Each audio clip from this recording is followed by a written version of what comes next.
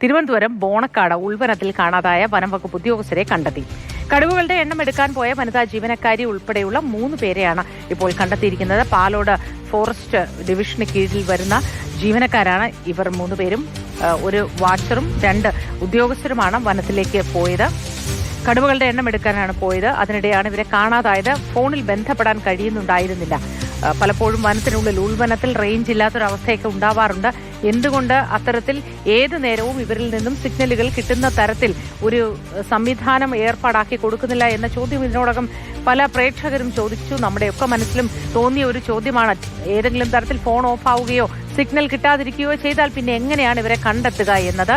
ഏതായാലും ഉൾവനത്തിലേക്ക് പോയ ഇവരെ കണ്ടെത്താൻ കഴിഞ്ഞു. ഇവർ തിരികെ എത്തി എന്ന ആശ്വാസകരമായ വാർത്തയാണ് നമുക്ക് നിലവിൽ എത്തുന്നത്.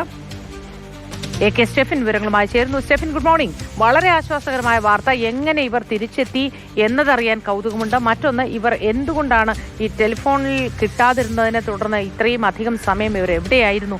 എന്തുപറ്റി വരാൻ വൈകിയത്? സ്റ്റെഫിൻ, ഇപ്പം നമ്മൾ മനസ്സിലാക്കുന്നതനുസരിച്ച് അവർക്ക് വഴി തെറ്റിപ്പോയതാണ്. സാധാരണഗതിയിൽ സംസ്ഥാനം ഒട്ടാകെ കടുവ സെൻസസിന്റെ ഭാഗമായി ഇത്തരം പരിശോധനകൾ നടത്തി വരികയാണ്. എല്ലാ കാടുകളിലുമുണ്ട്.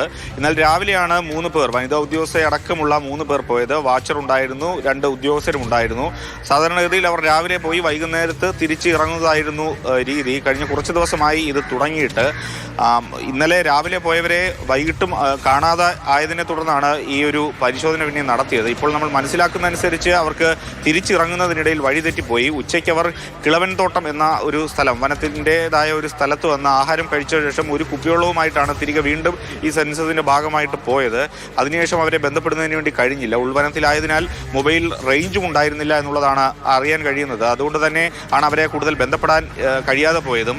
ഒരുപക്ഷെ രാത്രിയിൽ ആ വനത്തിലൂടെ യാത്ര ഒഴിവാക്കുന്നതിന്റെ ഭാഗമായി അവർ സുരക്ഷിതമായി എവിടെയെങ്കിലും തങ്ങിയതാകാനുള്ള സാധ്യതയുണ്ട്. ഏതായാലും ഇനി അവർ വന്നതിന് ശേഷം മാത്രമേ കൂടുതൽ വിവരങ്ങൾ എന്താണ് സംഭവിച്ചത് എന്ന കാര്യത്തിൽ നമുക്ക് അറിയാൻ കഴിയുകയുള്ളൂ. നമ്മൾ വനംവകുപ്പ് ഉദ്യോഗസ്ഥരെയൊക്കെ ബന്ധപ്പെടുമ്പോൾ അങ്ങനെ കൂടുതൽ അപകടമുണ്ടാകുന്ന അല്ലെങ്കിൽ വന്യമൃഗ പ്രശ്നങ്ങൾ അല്ലെങ്കിൽ ആക്രമണങ്ങളൊന്നും ഉണ്ടാകാൻ സാധ്യതയില്ലാത്ത സ്ഥലമാണ് എന്നുള്ളതാണ് നമുക്ക് മനസ്സിലാക്കാൻ കഴിഞ്ഞത്.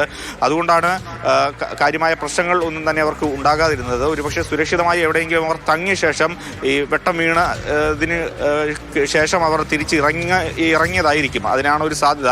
അല്പസമയത്തിനകം തന്നെ അവർ ഏതായാലും പുറത്തേക്ക് എത്തും എന്നുള്ളതാണ് മനസ്സിലാക്കുന്നത്. ശരി സ്റ്റെഫിൻ.